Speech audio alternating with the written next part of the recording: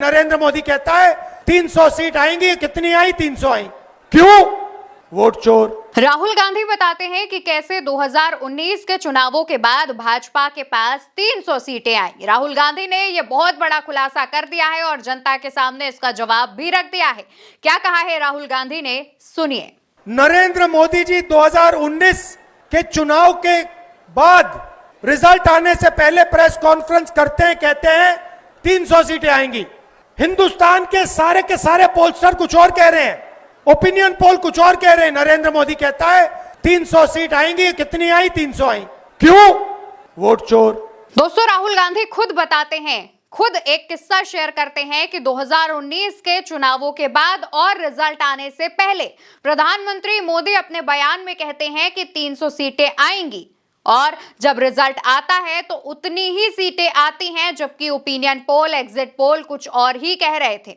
राहुल गांधी इसके साथ साथ ये भी बताते हैं कि ऐसा कैसे हो जाता है। राहुल गांधी इसको वोट चोरी का जीता जागता सबूत बताते हैं। ये कोई पहला मामला नहीं है जब राहुल गांधी ने भाजपा के किसी बड़े नेता की बयानों की पोल खोली हो। इससे पहले भी बीते दिन राहुल गांधी ने अमित शाह के उस बयान की भी पोल खोली थी, जब अमित शाह ने अपने एक बयान के दौरान कहा था कि भाजपा की सरकार 40 से 50 साल तक रहेगी। और उस दौरान भी राहुल गांधी ने अमित शाह के इस बयान का बड़ा पलटवार किया था। इसको कैसे मालूम कि 40-50 साल के लिए सरकार चलेगी?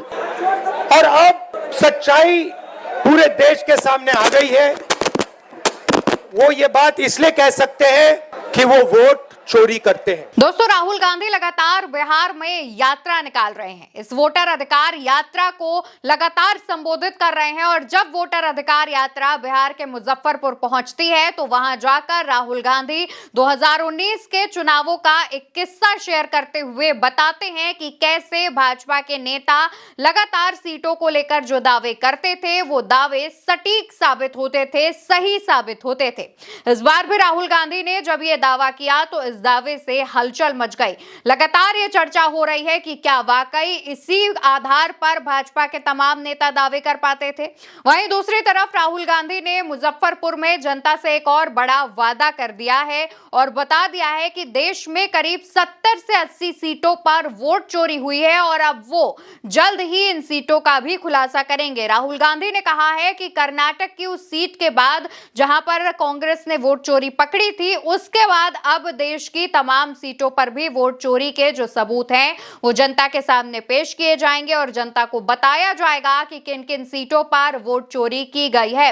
दोस्तों, आपको याद होगा कि लगातार जब हरियाणा, महाराष्ट्र, दिल्ली जैसे राज्यों में विधानसभा चुनाव हो रहे थे, उस दौरान ओपिनियन पोल, एग्जिट पोल, तमाम वरिष्ठ पत्रकार या राजनीतिक विश्लेषकों की रायों की अगर हम बात करें तो उनका यही कहना था कि इंडिया गठबंधन मजबूती से चुनाव लड़ रहा है और उसके पक्ष में नतीजे आने की संभावना है।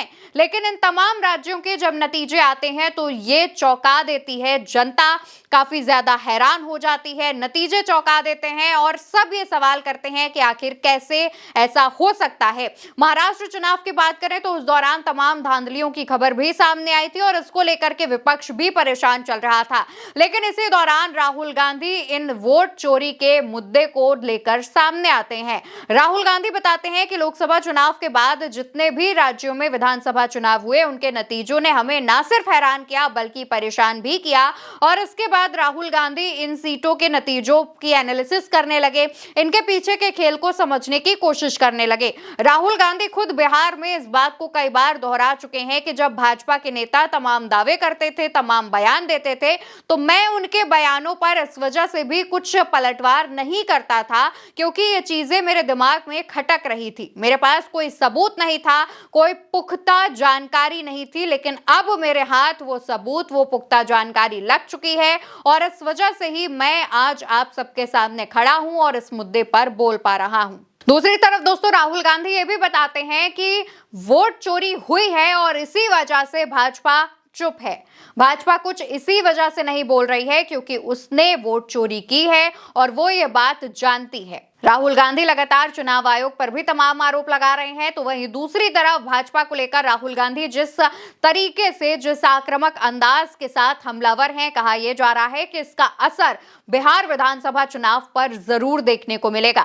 और राहुल गांधी के साथ इन दिनों प्रियंका गांधी भी बिहार के दौरे पर हैं, लगातार नजर आ रही हैं। तेजस्वी यादव भी इस दौरे में राहुल गांधी के कंधे से कंधा मिलाकर आगे बढ़ रहे हैं। इस दौरान मुकेश सहनी, दीपांकर भट्टाचार्य समेत तमाम विपक्षी इंडिया गठबंधन के नेता बिहार की सड़कों पर देखे जा रहे हैं। बिहार में लगातार चल रही वोटर अधिकार यात्रा दिन पर दिन बड़ी होती जा रही है और इसमें तमाम विपक्षी इंडिया गठबंधन के नेता जुड़ते जा रहे हैं, जिससे यह काफिला और बढ़ता जा रहा है। जनता इसके साथ जुड़ती जा रही है। देखना होगा कि आने वाले दिनों में राहुल गांधी अब और कौन से मोदी या शाह के बयान का खुलासा करते हैं और उस पर पलटवार करते हुए एक बहुत बड़ा सनसनीखेज दावा कर देते हैं। आपको क्या लगता है, कमेंट सेक्शन में बताइएगा और उल्टा चश्मा यूसी को याद से दोस्तों सब्सक्राइब करिएगा और इस वीडियो को ज्यादा से ज्यादा लोगों तक शेयर करिएगा। नमस्कार।